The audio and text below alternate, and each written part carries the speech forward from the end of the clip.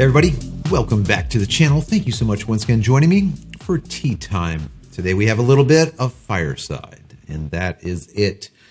No stormy weather today. Why? I'm feeling a little bit better. I had a bunch of stormy weather. That tea is just amazing. It just opens stuff up. Anyways, today we're going to be talking about Adobe, and they're working on the C2C integration. It's already in the Fuji X-H2S. And I want to talk to you guys a little bit about it. I read an article over on Petapixel. I'm not going to read the entire article. I might read a little bit of the end of it. I thought it was fascinating because people have been talking about this whole computational photography thing for a long time. And there's always a hinge pin. And I've said this from the very beginning, and I want to get into that with you, and I want to get your thoughts about it. What do you think? What do you think about what Adobe's doing? What do you think about the actual computational photography? What do you think about uploading these massive files into the cloud, so to speak? I want to get your thoughts on it. So before we get into this, I want to say that if you haven't downloaded any of my ebooks as of yet, go check them out. Go over to JCristina.com/books. Once again, JCristina.com/books. They're 100% free. Check those out. Also, if you like this video or any of my other 700-800 videos or whatever I have on here, throw this video a thumbs up. That would be awesome. Don't forget to subscribe to the channel and click this little button over here so when I go live or when a new video comes out, you will be notified of it immediately. And if you just want to say thank you for my hard work, there's a little thank you button down there that YouTube provided us. Thank you, YouTube. Really appreciate that. Click that, or even better, just become a member of the channel. That would be absolutely awesome. So anyways, let me get into this. I'm going to kind of speed through it a little bit because we have a hurricane that's coming in once again. The last time I talked to you guys about a month ago, we were getting a hurricane, maybe less, and now we're getting another hurricane. It's literally heading directly for our location. So I think it's only going to be a category 1, so most likely I shouldn't be offline too long. But if you don't see me for a couple of days, you know what's going on. This is what we deal with in South Florida, hurricanes. So let me read this little end portion of this article for you, and then I want to once again give you my commentary on it. This portion starts out by saying, Adobe's announcement of the camera to cloud or C2C integration of the Fuji X-H2S. This is the first genuine attempt to solve the camera storage problem by getting the raw files off the camera as soon as possible. So, how does the service work?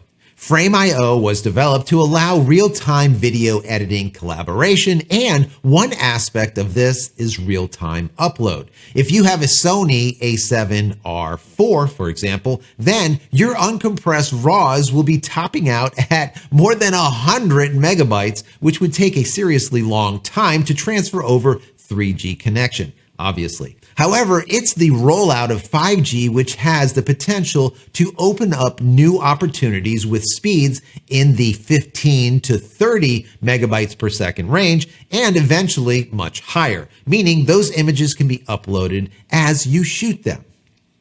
Maybe.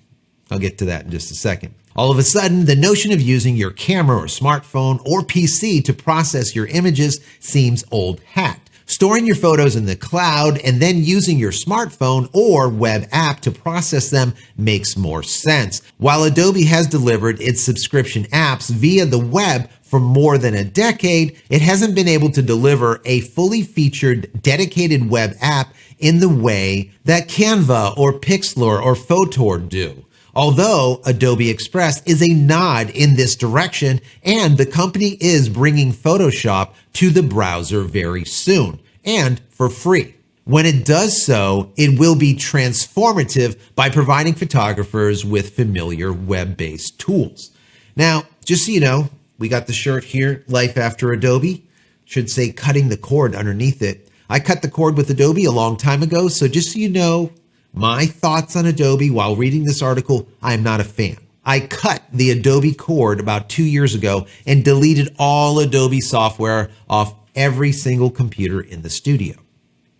Just so you have an idea, all right? If you want more information on how to do that and what I did and all of the apps that I'm using instead of paying in perpetuity to Adobe, check out my Life After Adobe Cutting the Cord playlist, right? There's a lot of good information in there. Anyways, this article continues. Building on this base would be a series of automated workflow for standard computational techniques. For example, the camera could tag the next 5 images as a focus stack or an HDR, which would then automatically trigger the appropriate workflow and generate the output image. This could be downloaded straight back to the smartphone for immediate use or sent to another workflow for a client upload or social media post or backup or whatever.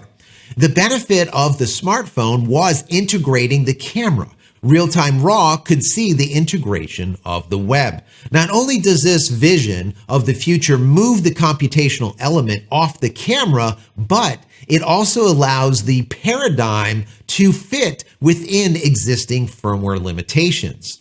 Pervasive 5G is the glue that binds together the highest quality imaging, meaning the camera, with the best-in-class image processing to outstrip the smartphone at every level, obviously. How camera to cloud will develop remains to be seen, and the Fujifilm X-H2S is currently the only camera that supports upload in this way. However, expect this to change as the service expands and Adobe develops the opportunities. Getting the camera manufacturers on board is critical. This could be via Adobe's camera to cloud or other similar services. Either way, getting to a critical mass is essential in order to fully realize the potential. So I like this. I think that it is fascinating to see where we're going with photography and with computational photography as a whole.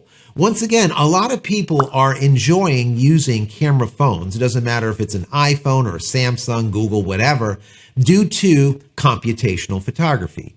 They can get better pictures just on the fly, running guns, so to speak, than they can with their camera. Because most people don't know how to use a camera. But to just hold up their phone, take the picture, and now let the phone process the image, hence allowing the professional photographer to come up with a final image that looks fantastic without having to learn how to actually use a camera. So computational photography, I do think, is the future. There is going to be a lot that goes on here. Now, the problem that I see here is, once again, like they were saying, the underpinnings here. The glue that binds this all together is 5G, or just fast access in general. But the one thing that they haven't touched on here, which is really mission critical, is even if you have 5G and you're not sitting back in the Stone Age with 3G or 4G or LTE, whatever, and you do have 5G and you can upload at 10, 20, 30, 50 megabits per second. That's all great and all, right? That's fantastic. But how much data do you have? We just talked about that just yesterday in a data cap video that I talked about, how Starlink is now getting data caps. Well, all of the major mobile providers, AT&T, it doesn't matter who they are, they all say unlimited. Well, it's unlimited until you hit that data cap. So let's say the data cap is a terabyte, right? Once you hit that, what happens? Yeah, you could keep uploading forever, but you're slowed down to a snail's pace. So what this means is, if you're using this technology, let's say with your Fuji X-H2S, and you're using this camera to cloud, whatever, how many images are you going to be able to upload? Are you going to blow through that data cap in one wedding? Well, if you're using that Sony A7R4 at 100 meg per photo, you probably are. Think about it, right? You're going to be blowing through data like crazy. So how much data does that internet provider that you're currently using, your mobile provider that you have 5G with, how much data does it give you? What is that cap before they slow you down to a snail pace?